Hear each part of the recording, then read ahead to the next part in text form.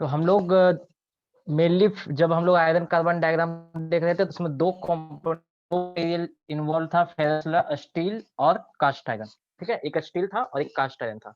तो स्टील हम लोग किसको बोल रहे थे, कार्बन का परसेंटेज अगर 2% से कम होगा तो वहां तक के वैसे मटेरियल को हम लोग, वैसे अलॉय को हम लोग बोलेंगे फेरस का, वैसे अलॉय को हम लोग बोलते हैं स्टील। ठीक है, अब स्टील में भी दो कैटेगरी था। एक था हमारा कि एग्जैक्टली अगर 0.83% कार्बन होगा, अगर स्टील में एग्जैक्टली 0.83% कार्बन होगा तो वहां पे और 723 डिग्री सेंटीग्रेड पे एक रिएक्शन हो जाता है यूटेक्टोइड रिएक्शन। ठीक है, उसको हम लोग यूटेक्टोइड पॉइंट बोलते हैं। तो वहां पे जो स्टील बनता है एग्जैक्टली 0.83% कार्बन पे, उसको हम लोग बोलते हैं यूटेक्टोइड स्टील। ठीक है, और उससे कम 0.83 से लेफ्ट साइड जितना आएगा 0.008 मिनिमम परसेंटेज था कार्बन का, यहाँ से लेके 0.80% तक अगर कार्बन रहेगा तो उसको हम लोग बोलते हैं हाइपोयूटेक्टोइड स्टील। और अगर 0.83 से 2% तक रहेगा तो उसे हम लोग बोलते हैं हाइपर यूटेक्टोइड स्टील। ये सारा रूम टेम्परेचर पर डिफाइंड हो रहा है। ठीक है, हम लोग जो ये सब डिफिनेशन दे रहे हैं स्टील का, ये रूम टेम्परेचर पे है। मीन्स जो अभी यहाँ पे रूम का टेम्परेचर होगा उस पे दे रहे हैं।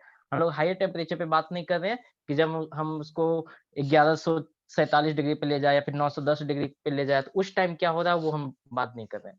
हम लोग ये रूम टेम्परेचर पे, क्योंकि कोई भी एप्लीकेशन होगा रूम टेम्परेचर पे होगा, तो इसलिए हम लोग रूम टेम्परेचर पे डिस्कस कार्बन का परसेंटेज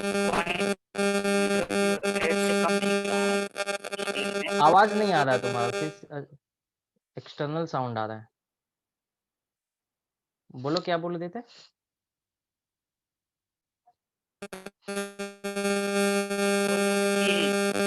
कार्बन का परसेंटेज पॉइंट ईयरफोन यूज करो, ईयरफोन। बाबू तुम्हारा आवाज ही नहीं आ रहा है, बाहर का कुछ साउंड चल रहा है।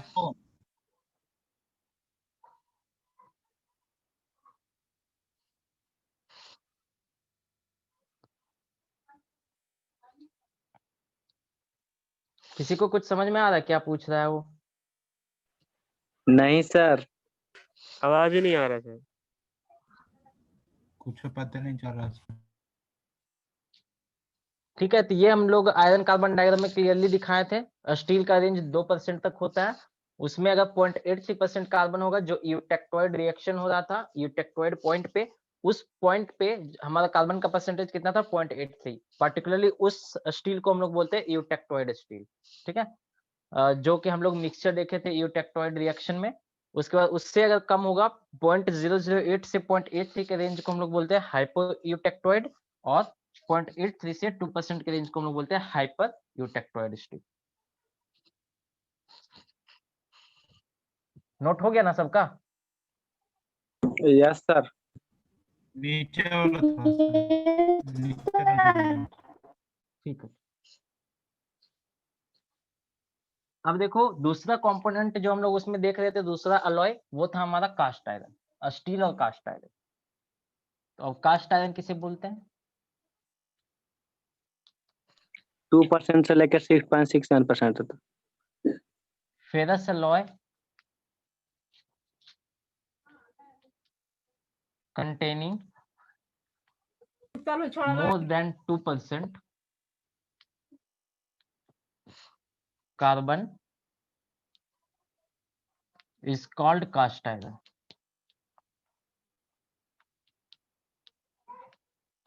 ठीक है, अब 2% से अगर ज्यादा आ रहा है तो हम लोग कास्ट आयरन बोलते हैं। तो मैक्सिमम लिमिट लेकिन होता है 6.67 तक।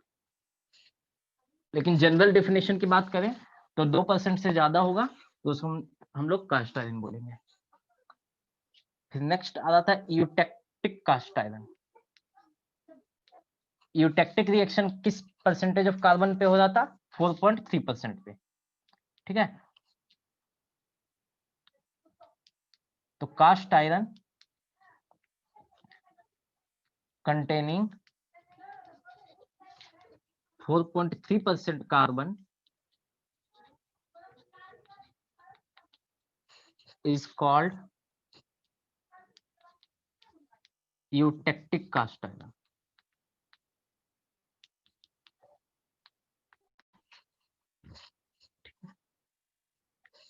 अब अगर 4.3% से कम आएगा और 2% से ज्यादा होगा तो हम लोग उसे बोल लेंगे hypo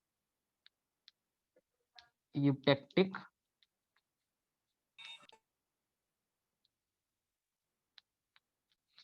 cast iron.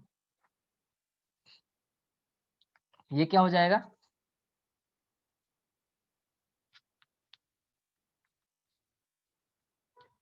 If the percentage of carbon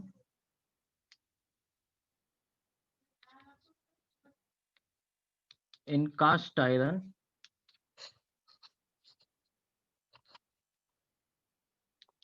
varies from 2 to 4.3%, then it is called hypoeutectic cast iron।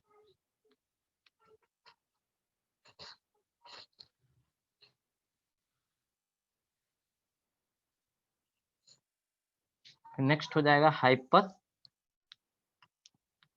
Eutectic cast iron. ये क्या हो जाएगा? If the percentage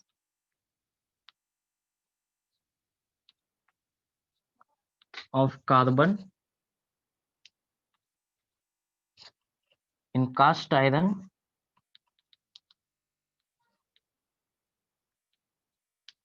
varies from 4.3% to 6.67%, it is called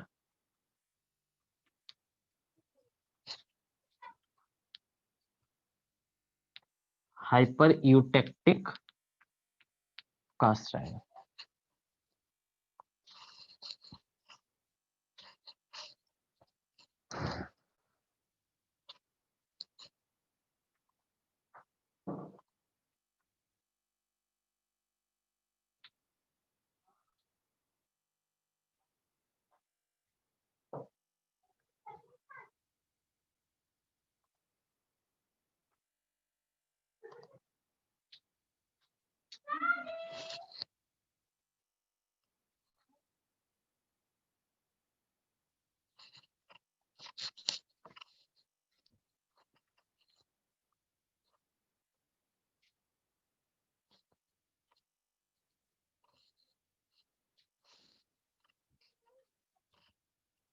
sir हाँ eutectic cast iron से 4.3% carbon पे ही होता है। हाँ एग्जैक्टली इस परसेंटेज ऑफ कार्बन को हम लोग एक स्पेशल नाम बोलते हैं, उसको हम लोग यूटेक्टिक कास्ट आयरन बोलते हैं, क्योंकि यहाँ पे जो कास्ट आयरन होगा उसमें हमारा गामा और Fe3C का वो मिक्सचर होगा और इस मिक्सचर को हम लोग लेडेबोराइट बोलते हैं। यस ठीक है, जिस तरह यहाँ पे हमारा अल्फा और Fe3C का मिक्सचर होता था और पारलाइट बोलते थे। तो देखो यूटेक्टोइड जो हमारा स्टील है, यूटेक्टोइड स्टील जो होता है उसका स्ट्रक्चर हम लोग देखेंगे तो वो पारलाइट जैसा दिखेगा, पारलाइट दिखेगा। ठीक है, मींस पारलाइट कैसा होता है कि उसका अगर हम इंटरनल माइक्रो स्ट्रक्चर देखेंगे तो क्या होगा, यहाँ पे ये हमारा अल्फा होगा, अल्फा आयरन फेराइट, और ये सीमेंटाइट जो होता है वो इस टाइप का स्ट्रक्चर बना के रहता है। ठीक है, सर और सर इसको कौन सर पर्ल जैसा दिखता है। हाँ बोलो। कौन सा प्योर मटेरियल देता है? वो रॉट आयरन होता है, प्योर यार रॉट आयरन हो गया, वो एक प्योर फॉर्म ऑफ आयरन हो गया। ऐसे तो अल्फा आयरन की गामा आयरन वहां पे ऐसे शो कर रहा था। अल्फा की डेल्टा, अल्फा आयरन की डेल्टा आयरन या गामा आयरन ऐसे शो कर रहा था प्योर मटेरियल के लिए, प्योर आयरन के लिए सर। हाँ तो प्योर आयरन मेरा क्या हो गया, pure iron means iron metal हो गया, ये एक एग्जैक्टली मेटल है, इसमें और कुछ नहीं मिला हुआ है। प्योर कॉपर जैसे हो गया, प्योर एल्यूमिनियम या फिर आयरन का मेटल। तो आयरन जो है फिर वो तीन फॉर्म में होगा, अल्फा बीटा गामा। देखो रॉट आयरन भी एक तरह से वो एलॉय ही है, उसमें भी कार्बन का परसेंटेज होगा लेकिन बहुत ही कम होता है, इसलिए हम लोग बोलते हैं देखो प्रैक्टिकली हम आयरन को तो यूज कर नहीं सकते हैं आयरन, क्योंकि बहुत ये एक मेटल है और मेटल में बहुत सारा जो मैकेनिकल प्रॉपर्टीज होता है वो नहीं होता है। ठीक है, हमें आयरन में स्ट्रेंथ चाहिए, लेकिन प्योर अगर आयरन की बात करेंगे तो उसमें स्ट्रेंथ नहीं होता है, तो इसलिए हम लोग एलोइंग करते हैं। तो अलोइंग करना जब हम लोग स्टार्ट करते हैं तो हम लोग कार्बन मिक्स किए, तो कार्बन अगर हम बहुत ही कम मिक्स कर रहे हैं, लेट सपोज 0.02%, अगर हम इतना कार्बन मिक्स कर रहे हैं तो इसमें बहुत ही कम वेरिएशन होगा, तो ये एक तरह से क्या हो गया, प्योर फॉर्म हो गया। लेकिन स्टील और कास्ट आयरन में अगर देखें तो हम लोग कहाँ तक जा रहे हैं, 2%, कार्बन 2% है, या फिर इसमें हमारा 4.5% तक जा रहे हैं, तो ये बहुत ही ज्यादा कार्बन हो गया। मीन्स यहाँ पे ये प्योरिटी लॉस कर दिया अब इसका, ये केवल कार्ब आयरन नहीं है, इसमें अब अलोइंग हो गया। लेकिन हम लोग रॉट आयरन भी एक तरह का एलॉय है, हम लोग ये नहीं बोल रहे कि रॉट आयरन प्योर ही है पूरा, वो प्योर आयरन नहीं है, लेकिन अप्रोक्सीमेटली प्योर आयरन है। क्यों? क्योंकि उसमें परसेंटेज कार्बन का बहुत ही कम है। Yes sir. Otherwise pure iron की हम बात करें, प्योर आयरन का हम देखें तो अल्फा आयरन वो 3 फॉर्म में एग्जिस्ट करता है, वो आयरन का क्या हुआ, वो एलोट्रॉप्स हो गया, आयरन 3 फॉर्म में एग्जिस्ट करता है, ठीक है।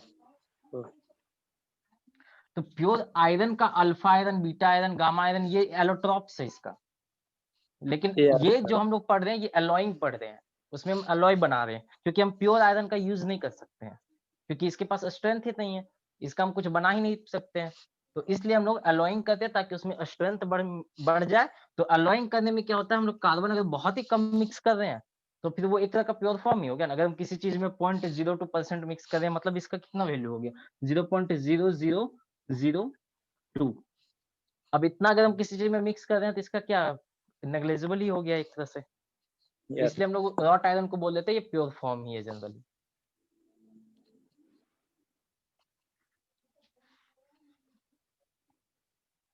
ठीक है, तो एग्जैक्टली जब 4.3% रहेगा, एग्जैक्टली 0.83% रहेगा, तो वो स्टील ही है, ऐसा नहीं कुछ और अलग चीज है, स्टील ही है।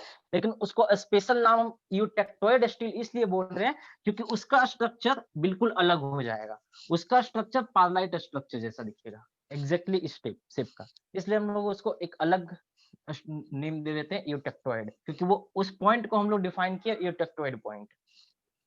उसी तरह 4.3 वाला भी हो जाएगा, ये भी कास्ट आयरन ही है, लेकिन एक स्पेशल नाम हम ऐड करें यूटेक्टिक, ये रिप्रेजेंट कर रहा है कि ये हमारा जो मिक्सचर है इसमें लेडेबोराइट होगा, उसमें स्ट्रक्चर कैसा होगा उसका, लेडेबोराइट जैसा।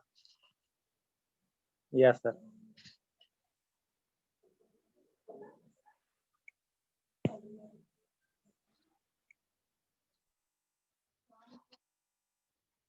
हो गया नोट? यस सर, नोट हो गया है। चलो, तो हम लोग का ये पूरा टॉपिक कंप्लीट हुआ, आयरन कार्बन डायग्राम।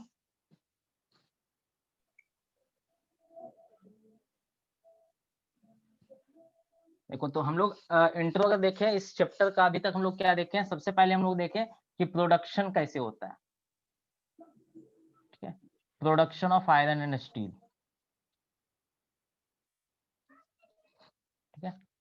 अब उसके बाद सेकंड हम लोग देख रहे थे इसमें allotropes of iron, means iron अलग अलग टेम्परेचर पे अपना अलग अलग स्ट्रक्चर शो करता है, उसको हम लोग एलोट्रॉप्स बोलते हैं आयरन का, ठीक है। और थर्ड हम लोग देख रहे थे आयरन कार्बन, ये आयरन कार्बन डायग्राम पूरी तरह से डिफाइन करता है मेरा आयरन एलॉयज को, ठीक है। फेरस एलॉयज को डिस्क्राइब ये पूरी तरह से करता है कि कौन कौन सा फेजेस, कैसा कैसा स्ट्रक्चर हो सकता है उसका। तो इसमें सब लोग सबसे पहले हम लोग देख रहे थे कौन कौन सा फेजेज होता है। अगर हम आयरन कार्बन एलॉय की बात कर रहे हैं तो कौन कौन सा फेजेज होगा, तो इसमें हम लोग देखे फेराइट, जिसको हम लोग अल्फा फेराइट भी बोलते हैं, ठीक है। दूसरा हम लोग देखे थे ऑस्टेनाइट, तीसरा हमारा था डेल्टा फेराइट, और फिर एक और फेज था सीमेंटाइट। जिस तरह देखो, अगर पूछेगा तो वाटर का कितना फेज होता है, तो हम लोग बोल सकते हैं वाटर का एक सॉलिड फेज होता है जिसको हम लोग आइस बोलते हैं।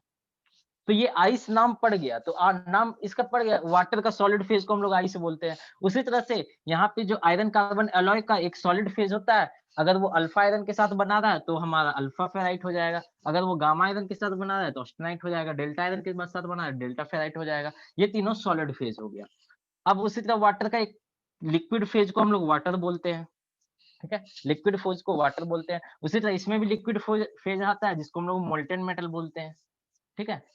1539 के एबव ले जाएंगे तो वो लिक्विड बन जाएगा। फिर एक हमारा यहाँ पे हो जाता है गैसियस फेज, लेकिन यहाँ पे हम लोग उस फेज को नहीं देखते हैं, ठीक है, यहाँ पे गैस से हमको मतलब नहीं है। तो यहाँ पे जिस तरह फेजेस है और उसका स्पेशल नाम दिया गया है, उसी तरह से जैसे गैसेस फेज को हम लोग यहाँ वेपर बोलते हैं, तो एक नाम दिया गया है कि हाँ इस अगर ऐसा फेज बनाएगा तो हम लोग ये बोलेंगे, गामा आयरन के साथ बनाएगा तो ये बोलेंगे, डेल्टा आयरन के साथ बनाएगा तो ये बोलेंगे, आयरन कार्बाइड के साथ बनाएगा तो ये बोलेंगे। तो इस तरह से नोमेनक्लेचर दिया हुआ है।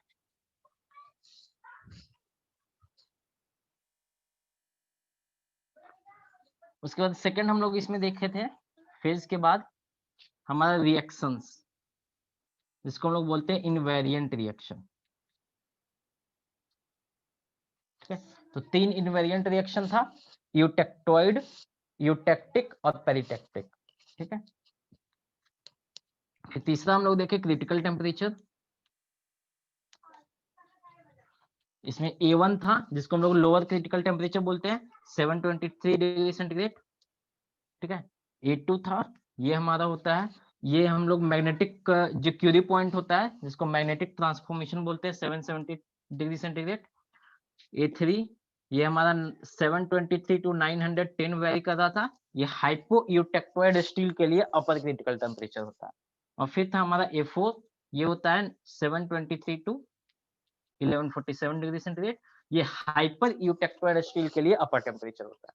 ठीक है, तो देखो अगर क्वेश्चन में आता है तो ये वाला पॉइंट तुम स्किप कर सकते हो। ठीक है, अगर क्वेश्चन में आयरन कार्बन डायग्राम डिस्कस करने का आ रहा है तो फिगर बना दो उसका, और उसके बाद पहला डिस्कस कर दो फेजेस, सेकंड इनवेरिएंट रिएक्शंस, ये स्किप कर सकते हो, ये केवल नॉलेज के लिए है। इसका मेन एप्लीकेशन होता है हीट ट्रीटमेंट में। ठीक है, ये पॉइंट का मेन एप्लीकेशन हम लोग देखेंगे जब हीट ट्रीटमेंट स्टडी करेंगे तब। उसके बाद चौथा लिख सकते हो जो हम लोग कंपोजिशन देख रहे थे अभी जो हम करवाएं। ठीक है, तो ये 3 चीज डिस्कस कर सकते हो, फेजेस, इनवेरिएंट रिएक्शंस, तीनों इनवेरिएंट रिएक्शन को बस सिंपली लिख दो।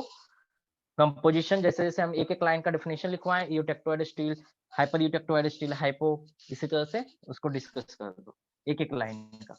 यहाँ भी एक एक लाइन का हो जाएगा। अल्फा फेराइट क्या होता है, बस लिख दो अल्फा फेराइट होता है कि ये हमारा अल्फा आयरन का कार्बन के साथ सॉलिड सॉल्यूशन होता है, ये बीसीसी स्ट्रक्चर का होता है, बस हो गया। ऑस्टेनाइट क्या होता है, ये गामा आयरन का कार्बन के साथ सॉल्यूशन होता है, सॉलिड सॉल्यूशन, और ये एफसीसी स्ट्रक्चर का होता है। उसी तरह delta iron, delta ferrite, delta iron के साथ सॉलिड सॉल्यूशन हो जाएगा। सीमेंटाइट क्या होता है, ये हमारा एक इंटरमेटेलिक कंपाउंड होता है आयरन का कार्बन के साथ, कब, जब कार्बन का परसेंटेज 6.67% हो, एग्जैक्टली 6.67% हो। ठीक है, उसको हम लोग सीमेंटाइट बोलते हैं। और लिक्विड फेज को डिस्कस करना है, लिक्विड मींस वो मोल्टेन स्टेट में हो गया। इनवेरिएंट रिएक्शन जस्ट 3 रिएक्शन लिख दो, यूटेक्टोइड रिएक्शन क्या होता है वहां पे दिखा दो, फिर यूटेक्टिक, पेरिटेक्टिक, तीनों दिखा दो, और उसके बाद कंपोजिशन डिस्कस कर दो। ठीक है,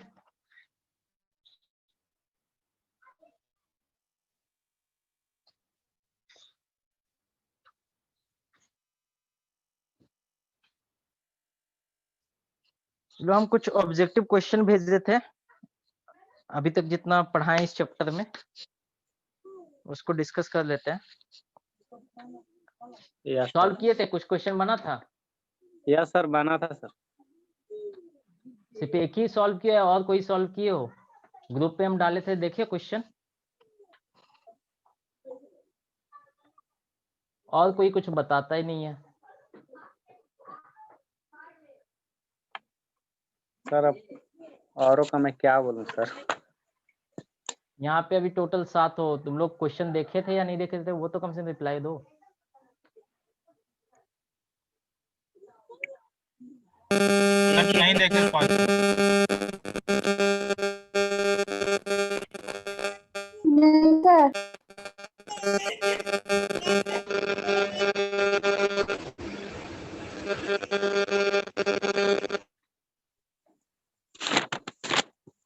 चलो ठीक है, हम क्वेश्चन डिस्कस कर दे रहे हैं, तुम लोग वापस आंसर नोट कर लो, फिर जैसा हो बना लेना अपना। क्योंकि एक लड़का बोला था वो लोग का कल लास्ट टेस्ट है तो क्वेश्चन डालने के लिए, तो हम डाल दिए थे।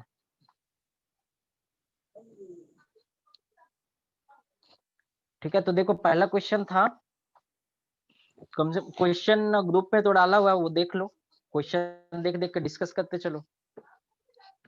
Yes sir. तो पहला क्वेश्चन था, विच of the following represents allotropic form of iron. ठीक है, यहाँ क्वेश्चन में पूछ रहा है कौन कौन सा ऑप्शन में जो दिया हुआ है वो कौन सा जो है वो एलोट्रोपिक फॉर्म ऑफ आयरन को रिप्रेजेंट कर रहा है। ठीक है, डी तो होगा, पहला डी। ऑप्शन था, सारे सभी के पास क्वेश्चन है या नहीं है? क्वेश्चन नहीं होगा फिर समझ में नहीं आएगा कुछ। सारे लोग क्वेश्चन है ना सभी के पास? Yes sir.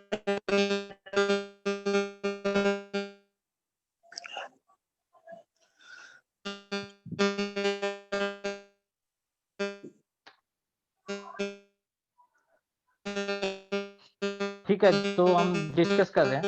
तो पहला है, पूछ रहा है कि एलोट्रोपिक फॉर्म ऑफ आयरन कौन कौन सा है यहाँ पे। तो ऑप्शन में दिया हुआ पहला ऑप्शन है अल्फा आयरन, बीटा आयरन और गामा आयरन। दूसरा है अल्फा आयरन, बीटा आयरन। तो ऑप्शन यहाँ पे क्या हो जाएगा? हम एलोट्रोपिक फॉर्म ऑफ आयरन क्या बताए थे? अल्फा आयरन बताए थे, गामा आयरन बताए थे और डेल्टा आयरन बताए थे। यस सर, डी हो जाएगा। तो पहला ऑप्शन देखो, थोड़ा पहला ऑप्शन में बीटा आयरन लिखा हुआ है, तो ये ऑप्शन गलत होगा। ठीक है, बीटा नहीं होता है, अल्फा, गामा और डेल्टा होता है। ठीक है, तो ऑप्शन डी हो जाएगा। फिर सेकंड क्वेश्चन है delta iron occurs at the temperature of.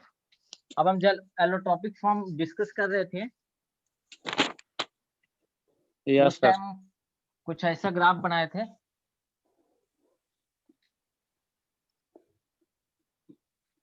ठीक है,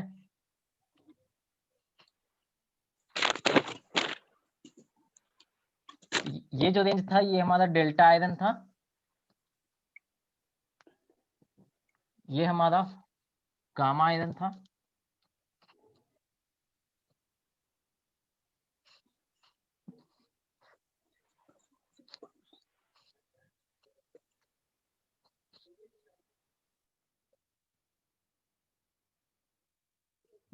और ये एक टेम्परेचर था 770 डिग्री सेंटीग्रेड जिसको हम लोग क्यूरी पॉइंट बोल रहे थे।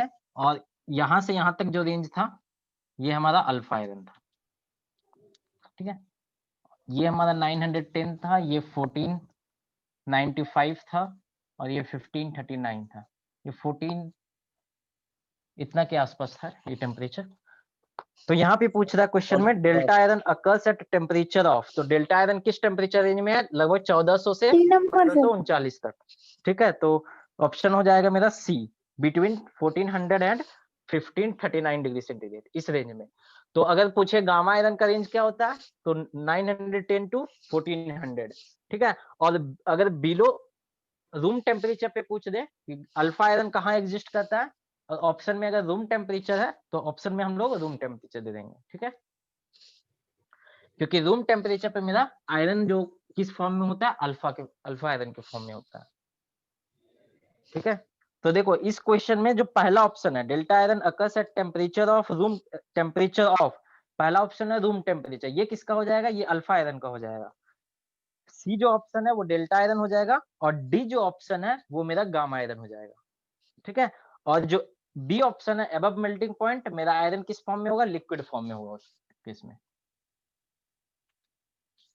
ठीक है, यहाँ पे क्लियर कर लो। देखो एक ही क्वेश्चन से हम 4 क्वेश्चन बना रहे हैं। पहला जो ऑप्शन है ए ऑप्शन वो अल्फा आयरन का होगा, बी ऑप्शन मेरा गामा आयरन का, सॉरी बी ऑप्शन मेरा लिक्विड का होगा, यहाँ पे लिक्विड स्टेट में पाया जाएगा मेरा आयरन, और सी जो ऑप्शन है वो मेरा डेल्टा आयरन का होगा और डी ऑप्शन जो है वो गामा आयरन का होगा। ठीक है, तो 4 क्वेश्चन यहां से बन सकता है। अब नेक्स्ट क्वेश्चन है विच of the following allotropes of iron is ferromagnetic. कौन सा? ये देखो अल्फा आयरन, गामा आयरन और डेल्टा आयरन 3 एलोट्रोप है, तीनों में कौन सा जो है वो हमारा फेरोमैग्नेटिक होता है? तो हम बताए थे कि अल्फा आयरन जो हमारा है वो फेरोमैग्नेटिक होता है, यस सर। लेकिन 770 डिग्री सेंटीग्रेड की जैसे ही क्रॉस करता है उसके बाद ये पैरामैग्नेटिक हो जाता है। लेकिन यहाँ बाकी फिर गामा आयरन पैरामैग्नेटिक होगा और डेल्टा आयरन भी पैरामैग्नेटिक होगा। तो ऑप्शन यहाँ पे कौन सा हो जाएगा मेरा? Alpha iron. A number. ठीक है, यस सर। अब देखो नेक्स्ट क्वेश्चन है Curie point is defined at. Curie point किस टेम्परेचर पे डिफाइन होता है? 770 डिग्री सेंटीग्रेड। इस पॉइंट पे होता क्या है कि अल्फा फेरोमैग्नेटिक जो अल्फा आयरन है वो हमारा पैरामैग्नेटिक अल्फा आयरन में कन्वर्ट हो जाता है, यस पैरामैग्नेटिक अल्फा आयरन में कन्वर्ट हो जाता है। ठीक है, नेक्स्ट क्वेश्चन है pure iron is the structure of, जो प्योर आयरन होता है उसका स्ट्रक्चर क्या होता है? तो प्योर आयरन क्या होगा, हमारा प्योर आयरन जो होगा वो रूम टेम्परेचर पे यहाँ पे बात कर रहा है। ठीक है, कि रूम टेम्परेचर पे हमारा कितना होगा, तो प्योर आयरन जो होता है वो हमारा फेराइट स्ट्रक्चर का होता है। Yes sir. क्योंकि फेराइट का कंपोजिशन अगर देखोगे तो हम देखो फेराइट, जब अल्फा फेराइट लिखा था, ये फेराइट मींस अल्फा फेराइट है। ठीक है, तो अल्फा फेराइट में जब हम कंपोजिशन लिखवा देते हैं उस वक्त देखिए लिखवाए थे हम 0.008, ये हमारा मिनिमम परसेंटेज होगा कार्बन का, और मैक्सिमम परसेंटेज कितना होगा 0.02%। फेराइट अल्फा फेराइट का डिफिनेशन देखो, उसमें लिखा हुआ होगा कि फेराइट का में जो मैक्सिमम कार्बन का सॉल्युबिलिटी होगा वो 0.02% होगा, और मिनिमम जो होगा वो 0.008 होगा। तो ये कितना, ये लगभग नेग्लिजिबल हो गया, और नेग्लिजिबल हो गया मींस ये प्योर फॉर्म को रिप्रेजेंट कर रहा है, तो इसलिए प्योर आयरन जो है वो अल्फा फेराइट होता है, यस सर। या सिंपली उसको लोग फेराइट भी बोलते हैं।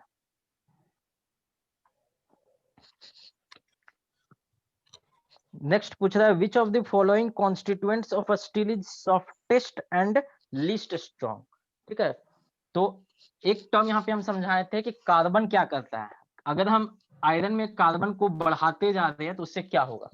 तो कार्बन क्या करता है, स्ट्रेंथ को इंक्रीज करता है और हार्डनेस को भी इंक्रीज करता है। ठीक है, स्ट्रेंथ और हार्डनेस दोनों के वैल्यू को बढ़ा देता है। जैसे जैसे हम कार्बन का परसेंटेज बढ़ाते जाएंगे स्ट्रेंथ का वैल्यू बढ़ते जाएगा और हार्डनेस का भी वैल्यू बढ़ते जाएगा। अब देखो जो ऑप्शन है उसमें कार्बन का सबसे कम परसेंटेज किस में होता है, ऑप्शन में ऑस्टेनाइट, फेराइट और सीमेंटाइट। ऑस्टेनाइट में कितना परसेंट होता है कार्बन का, ऑस्टेनाइट में देखो हम लिखवाए, जब ऑस्टेनाइट के बारे में लिखवा देते हैं तो हम लिखवाए थे उसमें मिनिमम परसेंटेज होता है 0.83, मैक्सिमम होता है 2.1%। ठीक है, 2.11। पारलाइट में कितना होता है, पारलाइट यही देखो इयोटेक्टोइड, इयोटेक्टोइड मिक्सचर इसी को बोलते हैं, और ये कब बनता है जब इयोटेक्टोइड रिएक्शन होता है, और इयोटेक्टोइड रिएक्शन कब होता है जब कार्बन का परसेंटेज 0.83% होगा। तो पारलाइट में कार्बन का परसेंटेज कितना होगा 0.83। नेक्स्ट ऑप्शन है फेराइट, फेराइट में कितना होता है, फेराइट में हमारा हो जाएगा 0.008 से 0.02%, अभी हम इसको बताएं। और फिर एक ऑप्शन सीमेंटाइट, लास्ट ऑप्शन है, और सीमेंटाइट में कार्बन का परसेंटेज कितना होता है 6.67। तो देखो जैसे जैसे हम कार्बन का परसेंटेज बढ़ाएंगे वो उसका स्ट्रेंथ और हार्डनेस बढ़ेगा, तो सबसे ज्यादा है इसका, तो सबसे ज्यादा हार्डनेस इसी का होगा, स्ट्रेंथ भी होगा, लेकिन सबसे कम जिसका है उसका स्ट्रेंथ देखो सबसे कम होगा और हार्डनेस भी सबसे कम होगा। स्ट्रेंथ का कम होना मींस क्या हो गया, वो हमारा सॉफ्ट है। ठीक है, लीस्ट स्ट्रांग हो जाएगा। लीस्ट स्ट्रांग कहने का मतलब हो गया कि सबसे कम स्ट्रांग कौन सा है, सबसे कम स्ट्रेंथ किसका है, तो जिसमें कार्बन का परसेंटेज सबसे कम होगा वो हमारा लीस्ट स्ट्रांग होगा, क्योंकि कार्बन का परसेंटेज हम बढ़ाते जाएंगे तो स्ट्रेंथ बढ़ते जाएगा, लेकिन हमें चाहिए सबसे कम स्ट्रेंथ वाला, तो वो हो जाएगा फेराइट। अब जैसे जैसे हम कार्बन का परसेंटेज बढ़ा रहे हैं हार्डनेस बढ़ रहा है, तो फेराइट में सबसे कम परसेंटेज है कार्बन का, तो ये क्या हो जाएगा हमारा, ये हमारा सॉफ्ट हो जाएगा, सॉफ्टेस्ट फेज हो जाएगा। ठीक है, क्योंकि हार्डनेस रिप्रेजेंट करेगा, हार्डनेस जितना ज्यादा होगा उतना ज्यादा वो हार्ड होगा, जितना कम होगा उतना वो सॉफ्ट होगा। उसी तरह स्ट्रेंथ बताता है लीस्ट स्ट्रांग या फिर ज्यादा स्ट्रांग है। तो ये वाला समझ में आ गया ना, कार्बन जिसमें सबसे कम होगा वो उसमें उसका स्ट्रेंथ भी सबसे कम होगा और वो सबसे ज्यादा सॉफ्ट भी होगा, और जैसे जैसे हम कार्बन का परसेंटेज बढ़ाते जाएंगे उसका स्ट्रेंथ बढ़ते जाएगा, हार्डनेस बढ़ते जाएगा। तो अगर सबसे ज्यादा हार्डेस्ट पूछे तो हार्डेस्ट कौन सा हो जाएगा, सीमेंटाइट हो जाएगा। ठीक है, हार्डेस्ट अगर पूछे हार्डेस्ट कौन सा है इसमें ऑप्शन में ऑस्टेनाइट, पारलाइट, फेराइट और सीमेंटाइट, तो हम लोग सीमेंटाइट मारेंगे। और वो यहाँ पे पूछ रहा है लिस्ट स्ट्रॉन्ग और सॉफ्टेस्ट, तो इसलिए हम लोग फेराइट मारेंगे ऑप्शन। ये समझ में आ गया ना जो अभी हम क्वेश्चन करवाए हैं।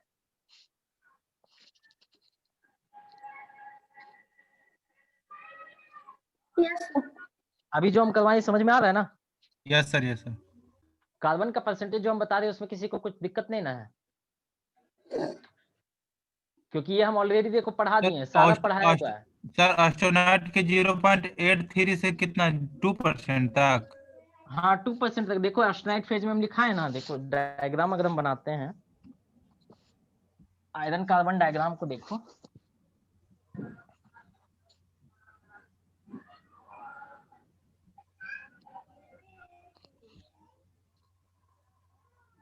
हाँ सर, ये तो फिगर बनाए थे आप।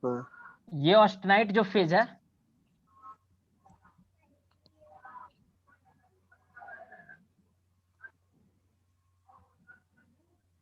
देखो यही ऑस्टेनाइट फेज है। यस इसमें सर। देखो ये परसेंटेज इसका मिनिमम परसेंटेज है, ये कितना होता है 0.83%, और ये कितना होता है 2.1%।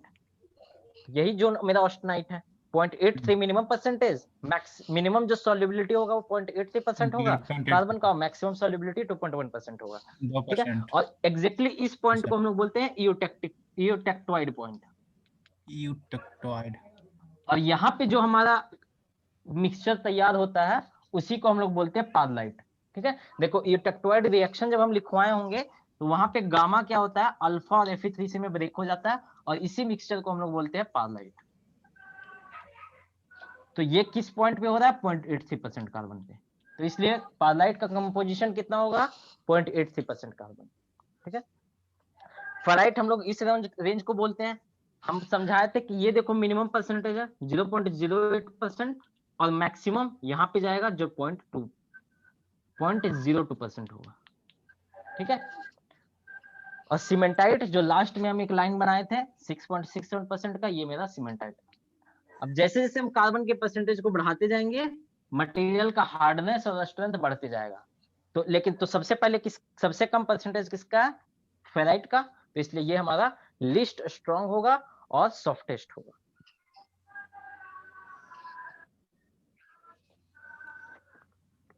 ठीक है, समझ में आ गया ना ये पॉइंट? Yes sir. किसी को नहीं समझ में आ रहा है तो पूछो, जो रेगुलर क्लास आगे। किए हो या फिर प्रीवियस लेक्चर मेरा देख चुके हो उसी को फिर समझ में आएगा, जिसका छूटा Yes, हुआ है sir. फिर उसको नहीं समझ में आने वाला है कि हम क्या क्या समझा रहे हैं। The temperature is ferromagnetic. Next question है, देखो the temperature at which ferromagnetic alpha iron transforms to paramagnetic alpha iron. ठीक है, तो अल्फा एलोट्रॉप्स में हम बताए थे कि अल्फा आयरन जो है वो हमारा रूम टेम्परेचर पे फेरोमैग्नेटिक होता है। जब एलोट्रॉप्स हम आयरन का पढ़ा रहे थे तो बताए थे कि रूम टेम्परेचर पे अल्फा आयरन फेरोमैग्नेटिक होता है, लेकिन 770 डिग्री सेंटीग्रेड पे जो अल्फा आयरन फेरोमैग्नेटिक है वो मेरा पैरामैग्नेटिक हो जाता है। देखो क्वेश्चन नंबर हमारा जो फोर्थ क्वेश्चन जो था वो वाला और ये जो क्वेश्चन है 7th क्वेश्चन सेम है, केवल स्टेटमेंट वो चेंज कर दिया। दोनों का आंसर 770 ही होगा, क्यूरी पॉइंट इसी को हम लोग बोलते हैं। ठीक है, लेकिन स्टेटमेंट केवल चेंज हो रहा है। यहाँ पे ये पूछ रहा था क्यूरी पॉइंट किसे बोलते हैं, क्यूरी पॉइंट कितना टेम्परेचर पे होता है, यहाँ पे बोल रहा है कि alpha ferromagnetic alpha iron paramagnetic में कब कन्वर्ट हो जाता है, किस टेम्परेचर पे कन्वर्ट हो जाता है। तो दोनों देखो क्वेश्चन सेम है लेकिन स्टेटमेंट वो अलग अलग बोल रहा है। ठीक है, तो स्टेटमेंट पता होना चाहिए कि क्यूरी पॉइंट हम लोग किसे बोलते हैं। क्यूरी पॉइंट का डेफिनेशन ये है कि जहां पे अल्फा आयरन जो फेरोमैग्नेटिक अल्फा आयरन होगा वो हमारा पैरामैग्नेटिक अल्फा आयरन में कन्वर्ट हो जाएगा, और वो 770 पे होता है, और उसी को हम लोग क्यूरी पॉइंट बोलते हैं। हाँ बोलो।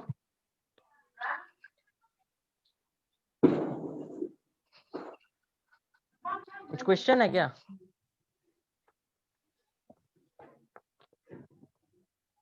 सर वो कहीं और बोल रही होगी। अच्छा देखो अब नेक्स्ट क्वेश्चन है, ferromagnetic alpha iron exist in temperature range of. Ferromagnetic जो अल्फा आयरन है वो किस टेम्परेचर रेंज में एग्जिस्ट करता है। तो देखो एलोट्रॉप को एक बार फिर से देखो, एलोट्रॉपिक जो एलोट्रॉप्स का डायग्राम है वो कैसा था,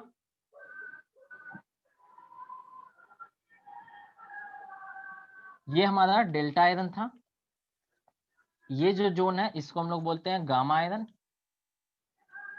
ये जो टेम्परेचर है बीटा आयरन, इसको हम लोग बोलते हैं 770 डिग्री सेंटीग्रेड, ये 910 डिग्री सेंटीग्रेड, ये 1400 डिग्री सेंटीग्रेड, 1539 डिग्री सेंटीग्रेड, इसके अब मेरा लिक्विड हो जाएगा। ठीक है। और इसके यहाँ से जो नीचे है ये पूरा जोन, ये हमारा अल्फा आयरन है। ठीक है, अब देखो अल्फा आयरन क्या हो रहा है, ये पूछ रहा है कि फेरोमैग्नेटिक अल्फा आयरन।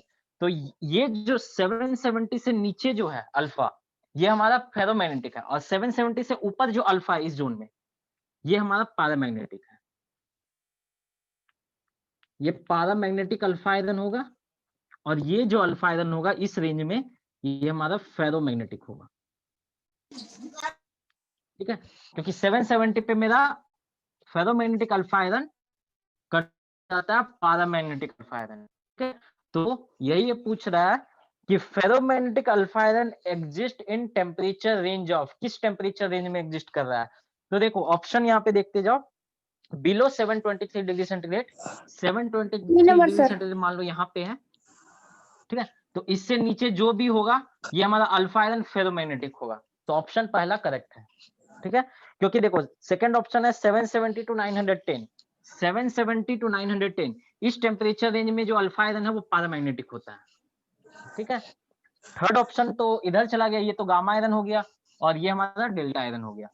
तो वो पूछ रहा है फेरोमैग्नेटिक अल्फा आयरन किस टेम्परेचर रेंज में एग्जिस्ट करेगा, तो बिलो 723 डिग्री सेंटीग्रेड। यस ठीक है,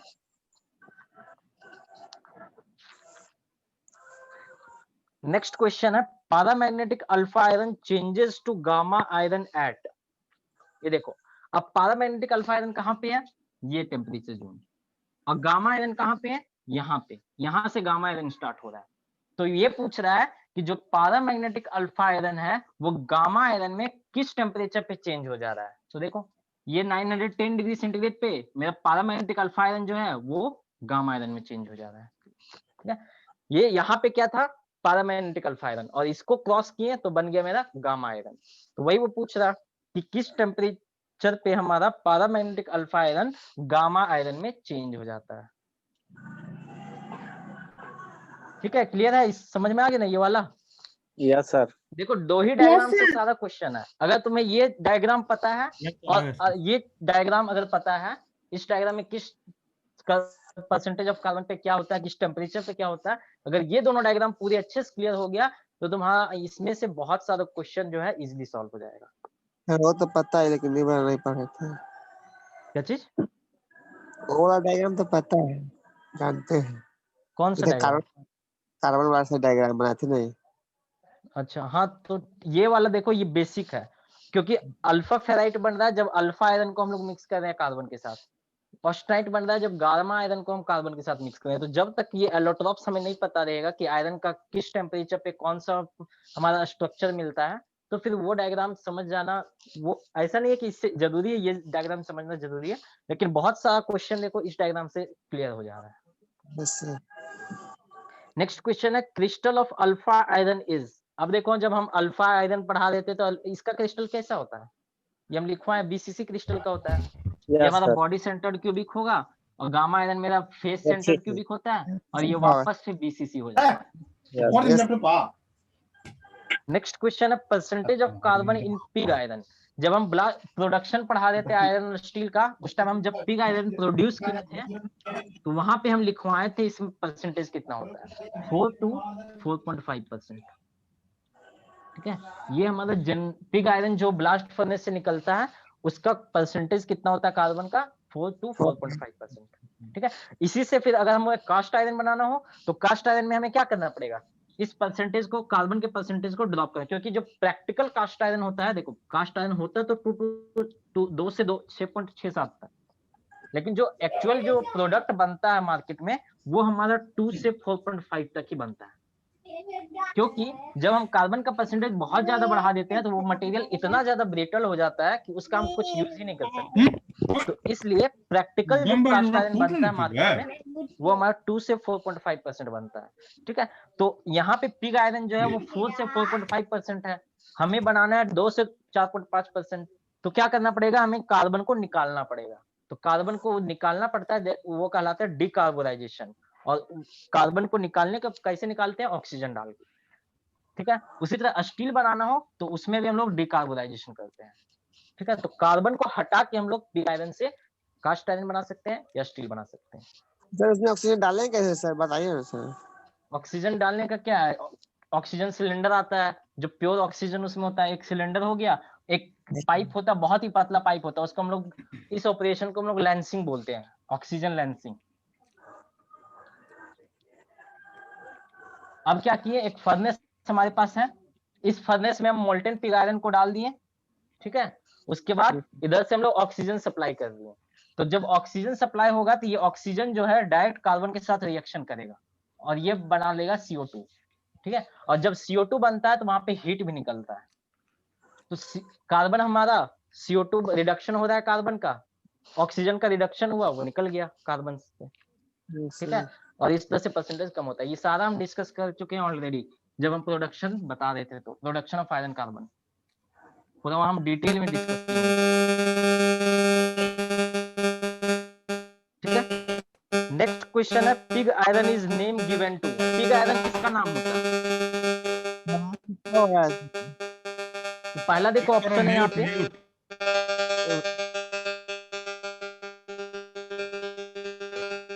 सर किसका ऑर्डर है सर?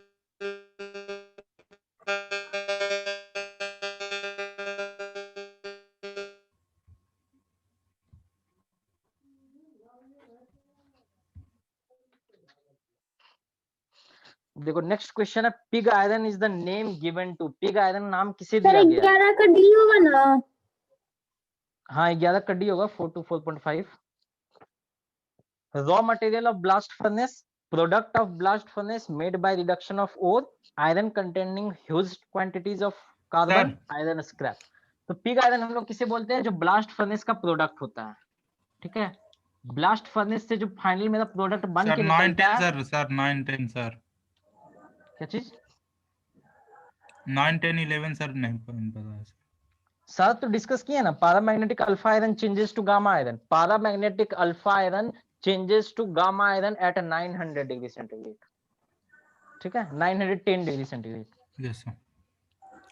उसके बाद तक crystal structure of alpha iron, alpha iron का हम पढ़ा चुके हैं, BCC होता है, गामा आयरन का FCC होता है, डेल्टा आयरन का BCC होता है। यस सर बता percentage of carbon in pig iron D, अभी तो वही डिस्कस कर रहे थे, 4 to 4.5%। तो ब्लास्ट फर्नेस में देखो, हम लोग ब्लास्ट फर्नेस में डालते क्या क्या है? कोल डालते हैं, ओर डालते हैं आयरन का, और हम लोग लाइम स्टोन डालते हैं। ये तीनों को हम लोग बोलते हैं रॉ मटेरियल, ठीक है। जो इनपुट होता है उसको हम लोग बोलते हैं रॉ मटेरियल, ये इंजीनियरिंग टर्म है, ठीक है।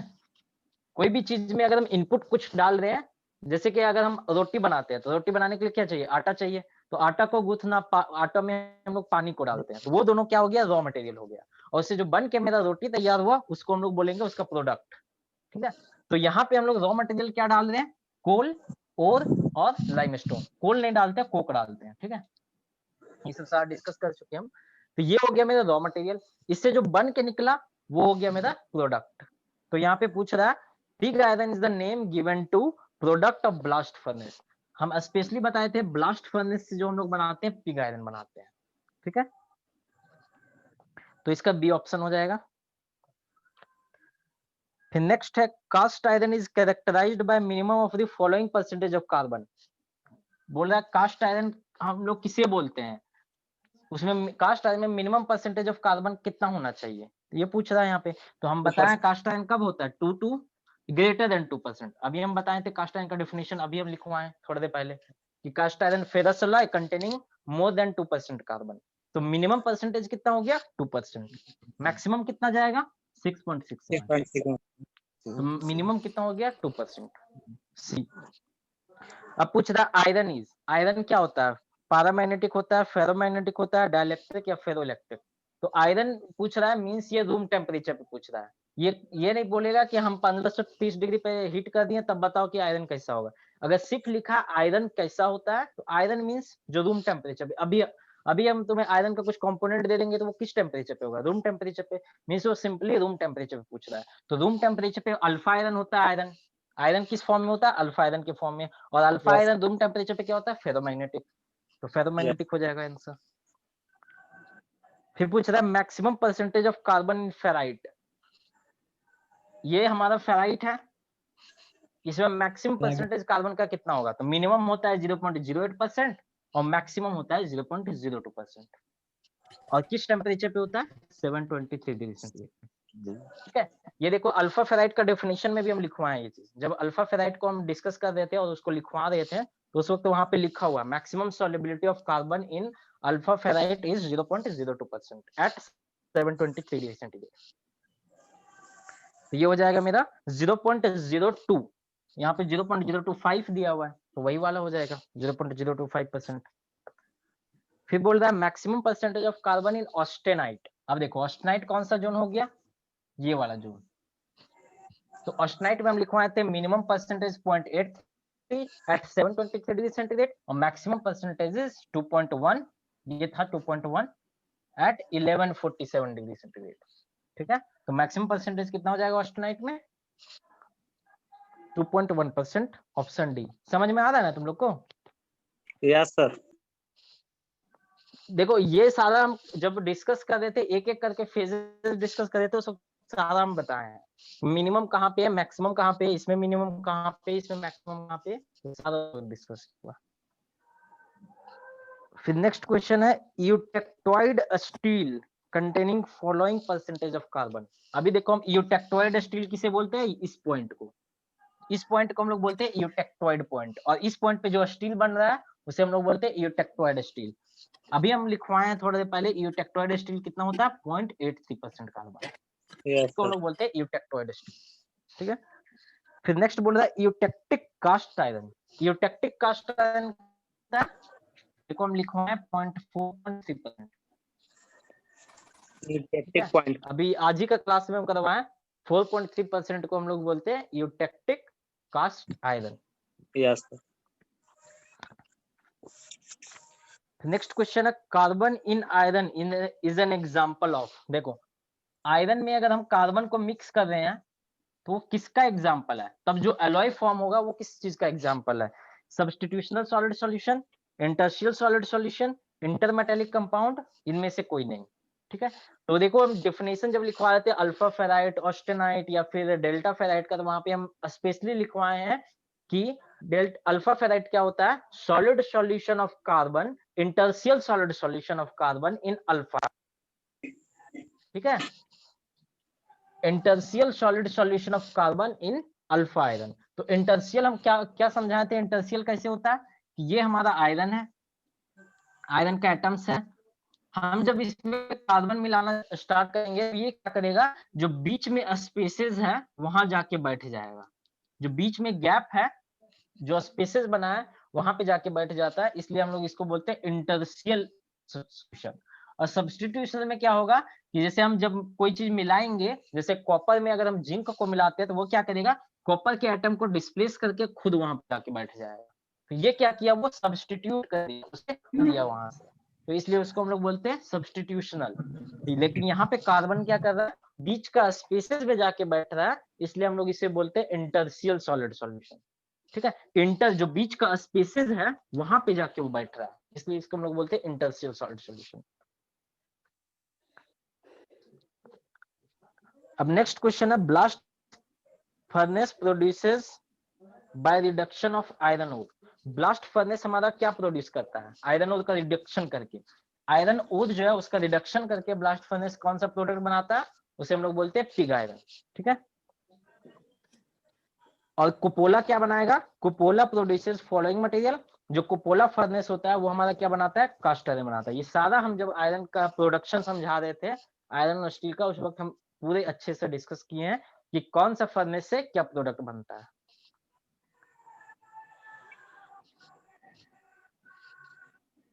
और रॉट आयरन कैसे बनता है, रॉट आयरन के लिए कौन सा फर्नेस होता है,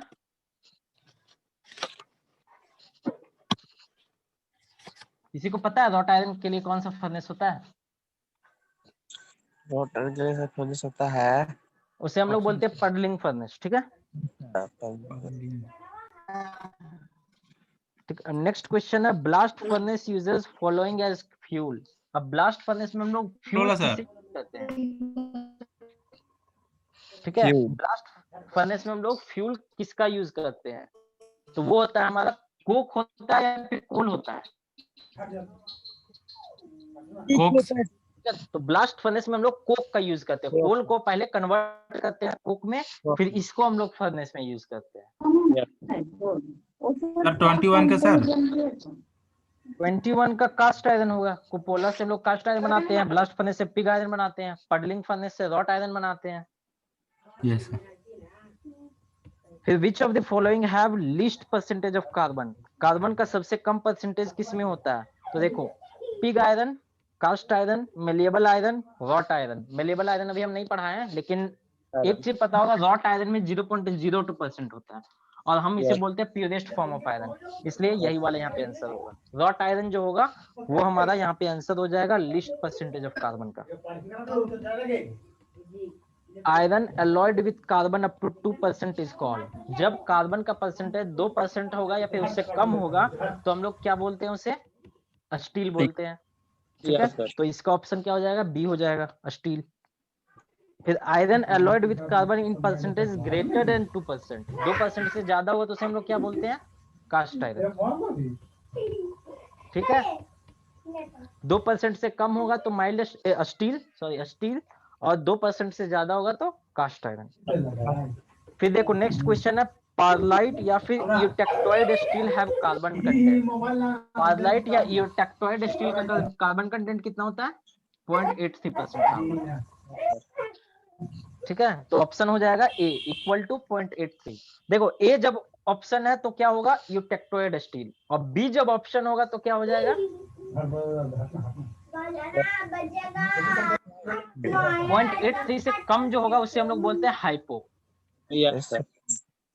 ठीक है, इस पे होगा तो इसको हम लोग बोलते हैं यूटेक्टोइड, या फिर इसे हम लोग पारलाइट भी बोलते हैं।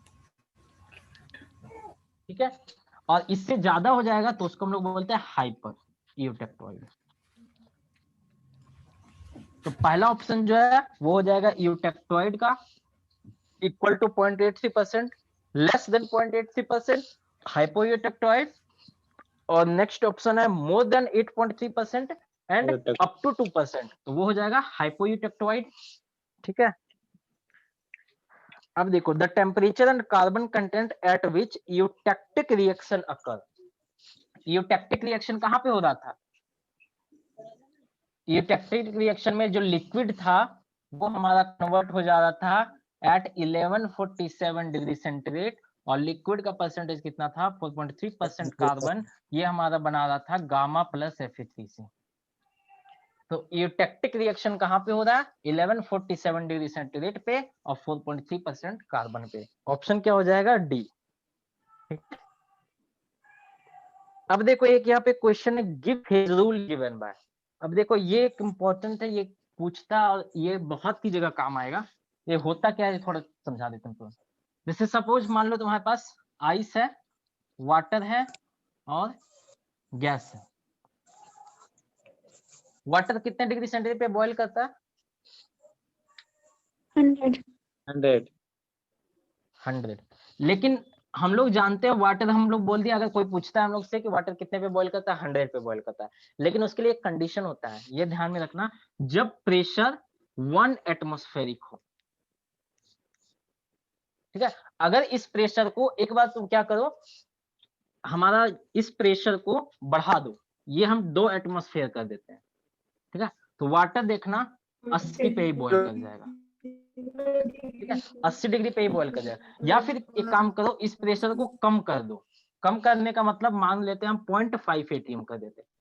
मीन्स क्या करो कि वाटर को एक बहुत ही ऊंचा पहाड़ी पे ले जाओ। ठीक है, बहुत ही ऊंचा पहाड़ी पे, जहां पे प्रेशर जो है एटमॉस्फेयर से कम हो जाएगा, तो वहां पे क्या होगा, हमको वाटर को बॉईल करने के लिए 150 डिग्री सेंटीग्रेड लेना पड़ेगा। ठीक है, तो यहाँ पे क्या हो रहा है, अगर हमें प्रेशर पता है तो हम डायरेक्ट बता सकते हैं कि हमारा वाटर कितना पे बॉईल करेगा। हम लोग बोल देते हैं वाटर 100 पे बॉईल करता है, मतलब ये नॉन फैक्ट है कि प्रेशर कितना है? 1 एटमॉस्फेयर है। यानी कि यहाँ पे हमें क्या एक वैल्यू चाहिए, हमें कोई बता दे प्रेशर कितना है, प्रेशर बता देगा, हम ऑटोमेटिकली बता देंगे टेम्परेचर कितना होगा जिसपे वाटर बॉईल करेगा।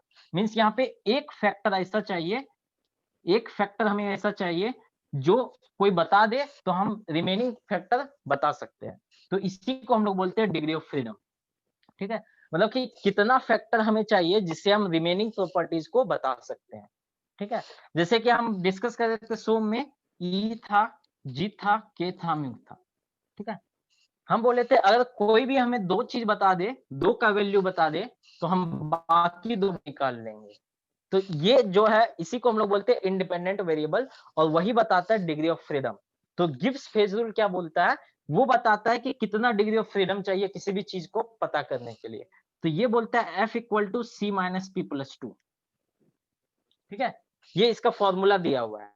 डिग्री ऑफ फ्रीडम, एफ बताता है डिग्री ऑफ फ्रीडम, ये बताता है कंपोनेंट, पी बताएगा मेरा फेज। ठीक है, अब देखो एग्जांपल के तौर पे वाटर, वाटर हमारा कितना डिग्री सेंटीग्रेड पे बॉईल करता है, हमें पता करना है कि वाटर का अगर हम बॉइलिंग टेम्परेचर जानना चाहते हैं तो कितना हमको पैरामीटर्स चाहिए, उसके लिए क्या क्या चाहिए जिससे हम बता सकते हैं कि वाटर कितना पे बॉईल करता है। तो कंपोनेंट कितना हो गया यहाँ पे, वाटर, वाटर हमारा कंपोनेंट है, एक कंपोनेंट वाटर हो गया। अब केवल फेज इसका क्या है, बॉइलिंग जब करेगा तो उस वक्त दो फेज होगा उसका। ठीक है, तो यहाँ पे पुट करो, ये क्या आ गया 1। देखो जब हमारा वाटर बॉईल करता है तो वाटर, लिक्विड और वेपर दोनों एग्जिस्ट करता है। जिस तरह अगर हम आइस को मेल्ट कर रहे हैं, आइस को जब मेल्ट करेंगे तो आइस और वाटर ये दोनों एक साथ आएगा। उसी तरह जब वाटर को बॉईल करेंगे तो वाटर और वेपर दोनों बनेगा वहां पे 100 डिग्री सेंटीग्रेड पे वाटर और वेपर दोनों बनेगा। ये फेज बताता है, liquid phase, gas phase, solid phase, ice solid phase, water liquid phase, vapour gas phase. तो यहाँ पे जब हम 100 डिग्री सेंटीग्रेड पे बात कर रहे हैं तो कितना चाहिए हमें, वाटर और वेपर वहां पे मींस दो फेज। तो हम फेज का वैल्यू कितना रख दिए 2, ये +2 है। कंपोनेंट कितना है, कंपोनेंट मतलब हमारा क्या है, वाटर है। अगर हमारा वाटर और ऑयल मिक्स रहेगा, वाटर प्लस ऑयल, तो यहाँ पे कंपोनेंट हो जाएगा 2, दो चीज मिलकर यहाँ पे बन रहा है, लेकिन यहाँ पे केवल वाटर है तो हम लोग कंपोनेंट 1 रख दिए। तो देखो ये दे दिया 1। ये 1 कहने का मतलब क्या हुआ कि हमें कोई एक वैल्यू बता दे कि प्रेशर कितना है, हम ऑटोमेटिकली टेम्परेचर का वैल्यू बता देंगे। हमें कोई बता दे 1 एटमॉस्फेरिक प्रेशर है, वाटर कितना पे बॉईल करेगा, 100 पे बॉईल करेगा। ठीक है, उसी तरह से अब देखो एक पॉइंट होता है जहां पे 0 डिग्री सेंटीग्रेड पे आइस और वाटर एक साथ मिल जाएगा, वाटर और वेपर 100 मिल जाएगा। ठीक है, लेकिन आइस, वाटर और वेपर तीनों एक पॉइंट होता है जहां पे एक साथ मिल जाता है, और वो पॉइंट होता है 273.16 केल्विन। ठीक है, इस टेम्परेचर पे अगर हम आइस को हीट कर देंगे तो आइस, वाटर और वेपर वहां पे तीनों एक साथ मिल जाएगा हमें। ठीक है, मींस ये एक फिक्स टेम्परेचर है, इसके लिए हमें कुछ नहीं चाहिए। पूछेगा कि ऐसा कौन सा टेम्परेचर जहाँ पे आइस, वाटर, वेपर तीनों एक साथ मिल जाएगा, वो होगा 273.16। तो मींस यहाँ पे डिग्री ऑफ फ्रीडम कितना हो गया 0, क्योंकि हमें कुछ नहीं चाहिए, हमें न प्रेशर चाहिए न और कुछ चाहिए इस टेम्परेचर को बताने के लिए। अब यहाँ पे निकाल के देखो, F equal to C, component, component तो एक ही है वाटर, लेकिन यहाँ फेज कितना है, तीनों फेज आ रहा है, आइस भी आ रहा है, वाटर भी आ रहा है, वेपर भी आ रहा है, मींस तीनों फेज है, +2। ये देखो सॉल्व करके 0 आ जाएगा। तो ये वैल्यू बता रहा है कि ये फिक्स्ड पॉइंट है, ये कभी भी चेंज नहीं करेगा, इसके लिए हमें कुछ नहीं चाहिए। यहाँ पे क्या था कि हमें प्रेशर चाहिए, तभी हम बता सकते हैं कि 100 पे बॉईल करेगा या फिर 80 पे बॉईल करेगा या फिर 150 पे बॉईल करेगा, लेकिन यहाँ पे कुछ नहीं चाहिए, हमें एक भी पैरामीटर नहीं चाहिए। अगर कोई पूछेगा ऐसा कौन सा टेम्परेचर जहाँ पे आइस, वाटर और वेपर तीनों एक साथ आ जाएगा, वो हमारा हो जाएगा 273.16। यहाँ पे हमें कुछ भी नहीं चाहिए कि प्रेशर, भाई प्रेशर हमको बताओ तो हम बता पाएंगे आंसर, ऐसा नहीं है यहाँ पे। तो उसी को हम लोग बोलते हैं डिग्री ऑफ फ्रीडम। तो इसी फॉर्मूला को हम लोग बोलते हैं गिब्स फेज रूल। ठीक है, और ये वाला पूरा यहाँ से अभी स्टार्ट हुआ है और यहाँ से लेके आगे कंटिन्यूसली सेमेस्टर में आते जाएगा ये वाला पार्ट। जब थर्मोडायनेमिक्स पढ़ोगे, हीट ट्रांसफर पढ़ोगे और बहुत सारे रेफ्रिजरेशन पढ़ोगे, एयर कंडीशनिंग, वो सब में ये वाला आएगा। सर हाँ, हमारे तरफ आवाज नहीं आ रहा था सर, 21 से छूट गया सर।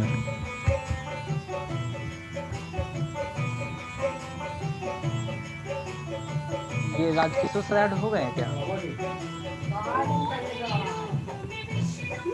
मैं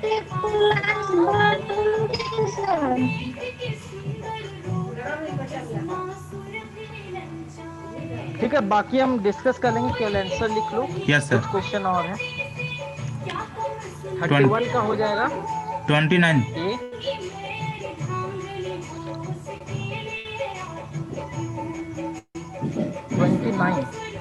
29 को तो बता दिए थे। B, yes sir. 30 का हो जाएगा तुम्हारा ए,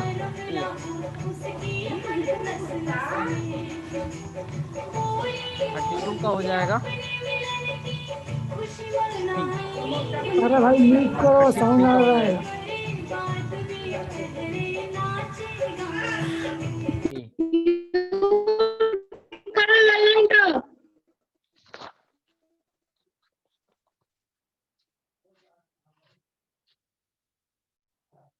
ठीक है, ये 3-4 जो क्वेश्चन बचा है वो कल हम डिस्कस कर लेंगे। ठीक है सर।